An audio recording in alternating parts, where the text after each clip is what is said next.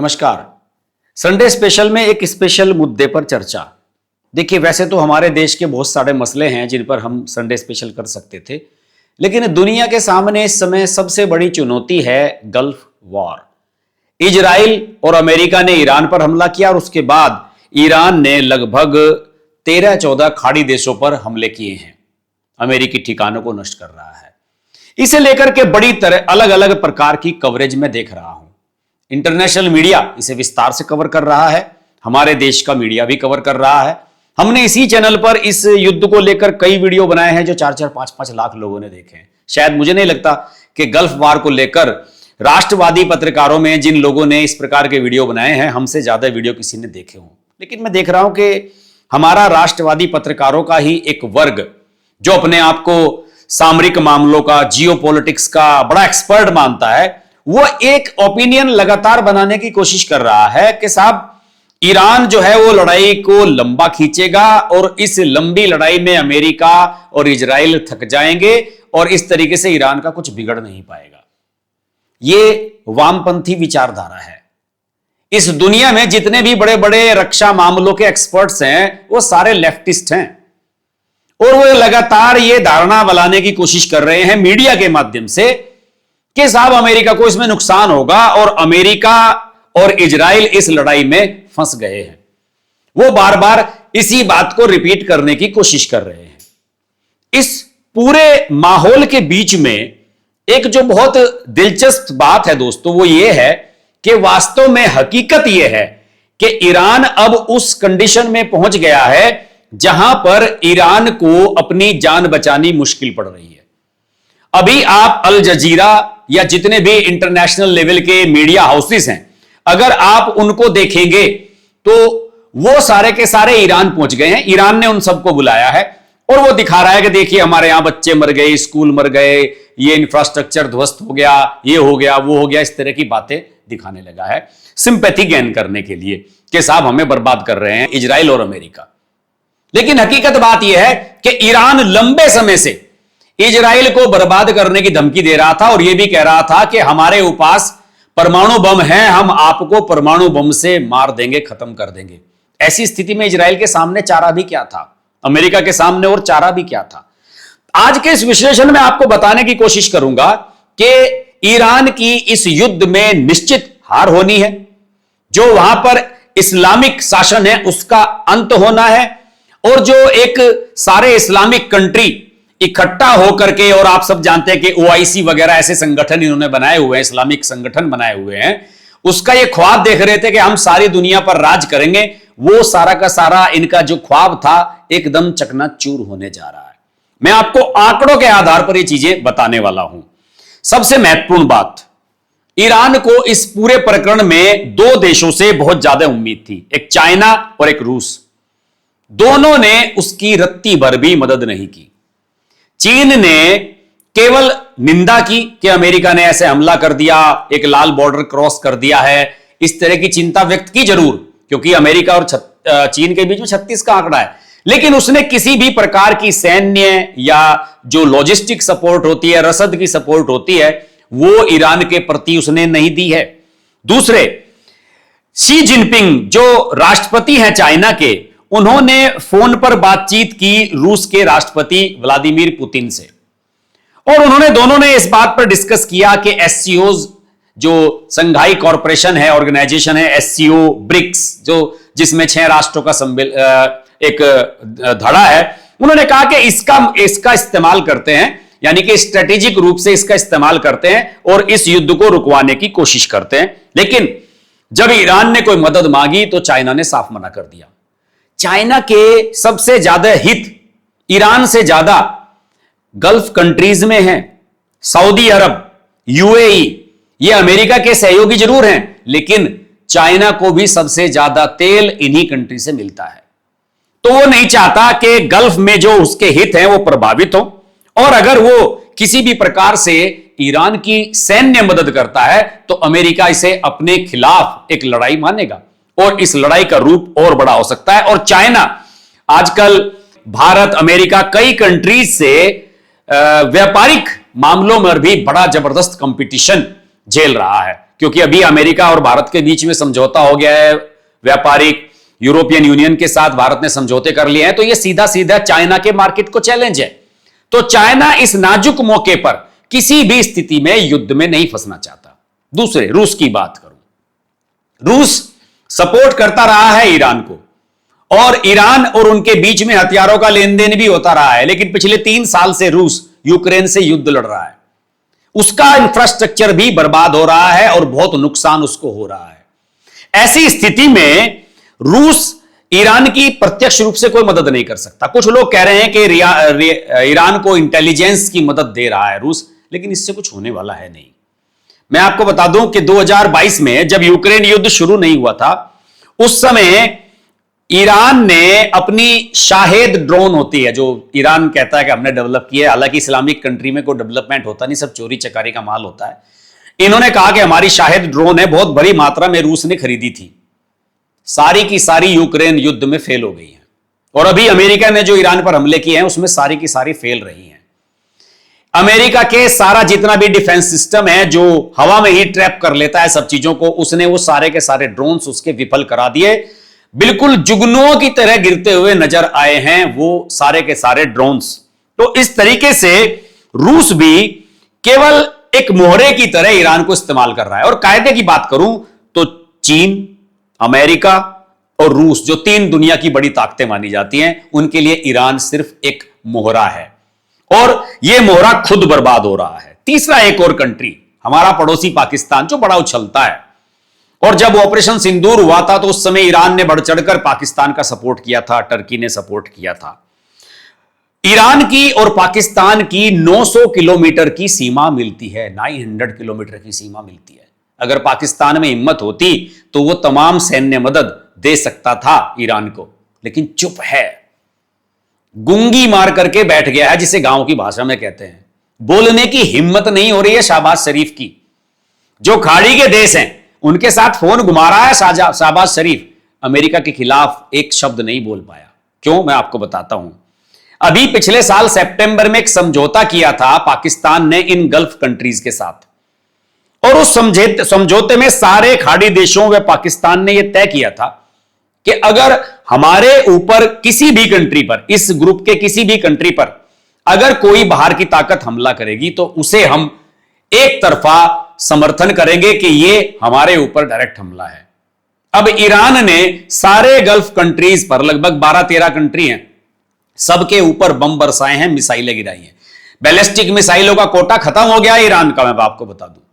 और जिस तरीके से वो मिसाइलें बरसाई हैं, बिना वजह बरसाई गई है, केवल शक में कि भाई ये सब लोग अमेरिका के ठिकाने यहां पर अपने यहां कंडक्ट करवाते हैं, इसलिए इन पर हमला कर रहा हूं। तो अब पाकिस्तान रियाद को कैसे नाराज कर सकता है? जो गल्फ कंट्रीज हैं उनके साथ तो पाकिस्तान के सारे हित जुड़े हुए हैं, उनके रहमो करम पर है। और दूसरा, इंटरनेशनल मॉनेटरी फंड IMF, जहां से अरबों खरबों डॉलर हर साल भीख के रूप में पाकिस्तान को मिल जाता है, भारत के विरोध के बावजूद भी मिला इस बार, जिसे लेकर मोदी सरकार की आलोचना भी की गई, लेकिन वो सब अमेरिका के रहमो करम पर है। अमेरिका पाकिस्तान को पैसा मंजूर करवा देता है और वो उसे आतंकवादियों पर खर्च कर देता है। ऐसी स्थिति में उसका वो कोटा बंद हो जाएगा। और आप जानते हैं कि अमेरिका का जो काउंसलेट था कराची में, उस पर कुछ लौंडे पहुंच गए थे हमला करने के लिए, जब यह खमनेई मारा गया था। कुत्तों की तरह बूंदिया गोलियों से वहां पर अमेरिका की जो मरीन है, वहां के जो नौसैनिक हैं, वो सुरक्षा ड्यूटी दे रहे थे कराची वाले काउंसलेट पर, और पाकिस्तान वालों को भी उन पर गोलियां चलानी पड़ी थी। 26 या 30-32 के करीब लोग मारे गए थे। तो पाकिस्तान की तो हालत इतनी ज्यादा खराब है कि वो किसी की मदद कर ही नहीं सकता। ईरान की, दोस्तों, अब अगर कोई मदद कर रहा है तो वो केवल आतंकवादी धड़े कर रहे हैं। जैसे लेबनान में हिजबुल्लाह है, यमन में हुती हैं, और इराक के जो शिया मिलिशिया हैं वो उसकी मदद कर रहे हैं, कभी कभी बम फेंक देते हैं। इससे ज्यादा उसे कोई मदद नहीं मिल रही है। कायदे से होना तो यह चाहिए था कि ये जितने भी मुस्लिम कंट्री हैं जिन्होंने OIC बनाया हुआ है, सारे के सारे ईरान के साथ आ जाने चाहिए थे। खमनेई के लिए इन देशों में बड़ी छाती पीटी जा रही है, हमारे भारत में भी छाती पीट रहे हैं मुसलमान, जबकि इनको किसी को ईरान ने कुछ नहीं दिया है, लेकिन छाती पीट रहे हैं कि खमनेई मर गया, खमनेई मर गया, खमनेई मर गया। जब पाक सारे मुस्लिम कंट्री ही खमनेई के ऊपर हमला कर रहे हैं और खमनेई की सरकार उन पर हमला कर रही है, तो फिर इसमें कहां पर इस्लामी संगठनों की एकता रह गई? टर्की और इराक बड़े सगे बनते थे ईरान के, किसी से कुछ नहीं हुआ है, सारे के सारे चुप हैं। ईरान का पूरा ढांचा खत्म हो गया है, महंगाई चरम पर है, खाने के लाले पड़ रहे हैं, भूखे मरेंगे वहां के लोग। और इस परिस्थिति में अगर वहां की सत्ता आईआरजीसी, जो वहां की सेना है जिसको इस्लामिक रिवोल्यूशनरी गार्ड्स कॉर्प्स कहा जाता है, उसके हाथ में अगर चली गई तो ईरान की बर्बादी निश्चित है। वहां पर कोई विपक्ष है नहीं।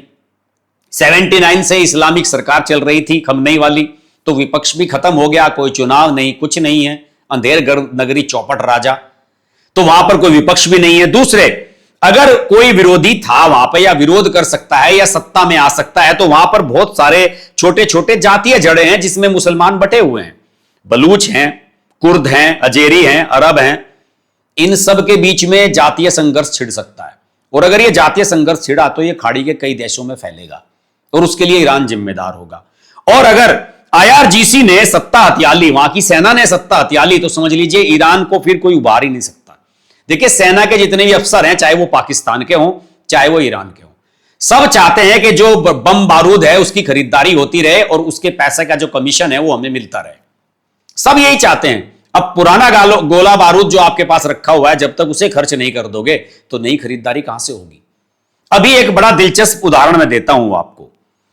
ईरान ने इन खाड़ी देशों से माफी मांगनी शुरू की कि भाई हमें माफ कर दो, हमने आपके ऊपर हमला किया और अब गलत फहमी में किया। वहां के जो राष्ट्रपति हैं ईरान के, जिनकी कोई औकात नहीं होती, राष्ट्रपति मसूद पिजेशनिया, इन्होंने टीवी पर आकर एक मैसेज जारी किया और कहा कि देखिए, हम भविष्य में किसी भी खाड़ी देश पर मिसाइल नहीं फेंकेंगे, जो हुआ उसके लिए हम माफी मांगते हैं, और जब तक आप हमारे ऊपर हमला नहीं करेंगे तब तक हम आपके ऊपर हमला नहीं करेंगे।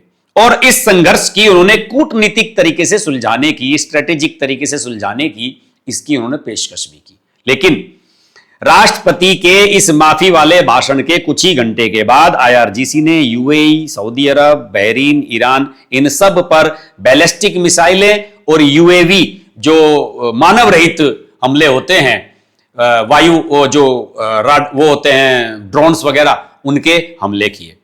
ईरान के विदेश मंत्री अल जजीरा को इंटरव्यू दे रहे थे, मैंने कल देखा, और अब्बास अरगाची, उन्होंने सीधे ये कहा कि साहब, खमनेई के मरने के बाद ईरान नेतृत्व विहीन हो चुका है और आईआरजीसी और सरकार के बीच में कोई कोऑर्डिनेशन रह नहीं गया है। तो यानी कि राष्ट्रपति तो कह रहे हैं कि हम हमले रोक देंगे और आईआरजीसी हमला कर रही है। इसका सीधा सा मतलब यही है कि वहां की जो आईआरजीसी है, जो इस्लाम के नाम पर बनी हुई सेना है ईरान की, बागी हो गई, इसने बगावत कर दी है।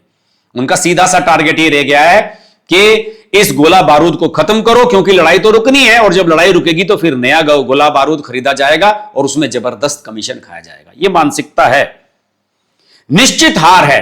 मैंने मीडिया के बारे में आपको बताया था कि हमारा देश का भी मीडिया का एक सेक्शन ये कहता हुआ घूम रहा है अमेरिका और इजराइल फंस गए हैं। कुछ नहीं फंसा है, इजराइल वाले मस्ती कर रहे हैं। इजराइल के पास तमाम तैयारियां हैं इनसे बचने के लिए, वो बंकर में घुस जाते हैं। वहां हर घर में एक सेफ्टी रूम होता है। मैंने एक वीडियो बनाया है, ग्लोबल हर्ष मेरा चैनल है, उस पर आप उसे देखिएगा जरूर कि किस तरह से इजराइल वाले खुद को सुरक्षित करते हैं। ईरान बर्बाद है। तमाम विजुअल्स आप देख रहे हैं कि ईरान का ढांचा, सारी बिल्डिंग सब तहस नहस हो चुकी हैं। और मैं आपको बताऊं, जब खमनेई को मारा गया था तो उस समय मेरा जो आंकड़ा है, मेरे ख्याल में असेंबली ऑफ एक्सपर्ट्स थी वो बिल्डिंग, जिस पर मिसाइल इजराइल ने दागी थी, आईडीएफ ने, इजराइल डिफेंस फोर्स ने, उस पर खमनेई मारा गया था। उसके सारे लगभग 40-50 जनरल मारे गए थे, और युद्ध से संबंधित जो एक्सपर्ट्स वहां मीटिंग के लिए आए थे, इवन रक्षा मंत्री तक, वो सारे के सारे मारे गए थे। तो इंफ्रास्ट्रक्चर बचा ही कहां है। ईरान का एयर डिफेंस सिस्टम पूरी तरह से खत्म हो गया है, और जो डिफेंस के मामलों के एक्सपर्ट हैं वो ये कह रहे हैं कि अब अमेरिका अगर अपने पुरानी टेक्नोलॉजी के ड्रोन भी भेज रहा है, उन्हें भी ईरान रोक नहीं पा रहा है। तभी तो मीडिया को बुला करके दिखा रहे हैं कि देखिए हमारे यहां क्या बर्बादी हो रही है। यह हाल हो गया है। और डोनाल्ड ट्रंप ने तो वीडियो जारी करके चेतावनी दी है। उन्होंने साफ तौर पर कहा है कि अगर आपने बिना शर्त हथियार नहीं डाले तो आपकी डेफिनेट डेथ है। आपकी मौत होनी तय है, निश्चित तौर पर आपकी मौत होगी, और या तो हथियार डाल दो वरना आपको हम खत्म कर देंगे। ऐसी चेतावनी डोनाल्ड ट्रंप दे रहे हैं। और लोग ये कह रहे हैं कि ईरान के पास ये है वो है। मैं आपको बताऊं, ईरान की वायुसेना और नौसेना बिल्कुल खत्म है। 17 ईरानी युद्धपोत, समुद्री जहाज, जहां पर जहाज उतरते हैं, उड़ते हैं, पनडुब्बियां, सब बर्बाद कर दिए अमेरिका और इजराइल ने। श्रीलंका के पास भी एक युद्धपोत इनका डुबोया गया है, जिसमें बहुत सारे सैनिक मारे गए। वायुसेना और जल सेना पूरी तरीके से खत्म हो चुकी है, और विशेषज्ञों का यह मानना है कि ईरान की हार इसमें तय है, कोई रोक नहीं सकता, चाहे वो अब हो चाहे 1 महीने के बाद हो। और इसी के साथ एक्सपर्ट्स का यह भी मानना है कि 1979 से जो यहां पर इस्लामिक राज शुरू हुआ है उसका भी अंत होगा। अब नई सत्ता कौन सी आएगी इसके बारे में कहा नहीं जा सकता। Centre for strategic and international studies, जिसको CSIS कहते हैं, इंटरनेशनल लेवल के थिंक टैंक है, और ISW, institute for the study of war, इन्होंने एक पूरा खाका, एक पूरा ब्लूप्रिंट बना करके दिया है कि ईरान कितना बर्बाद हुआ है और उसके लिए अब कुछ बचना संभव नहीं है। उसका इंफ्रास्ट्रक्चर नष्ट हो रहा है, मिसाइलें उसकी खत्म हो रही है, और ईरान इस समय एक कमजोर देश बन गया है। और जैसे मैंने आपको बताया कि उसकी सहायता कोई इस्लामिक कंट्री नहीं कर रहा है, कोई मुसलमान कंट्री नहीं कर रहा है, आतंकवादी कर रहे हैं।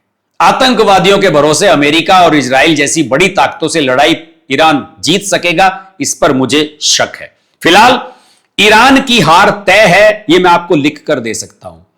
भूल जाइए, हमारे मीडिया के बहुत सारे साथी हैं जो ये कह रहे हैं, यूट्यूबर्स कह रहे हैं अमेरिका फंस गया है, फलाना ये है, ईरान में तो इतनी पहाड़ियां हैं, वहां पर जा नहीं सकते, वहां पर फंस जाएंगे, ये हो जाएंगे। कुछ नहीं होगा, उसे अपनी सेना भेजने की जरूरत नहीं है इजराइल और अमेरिका को।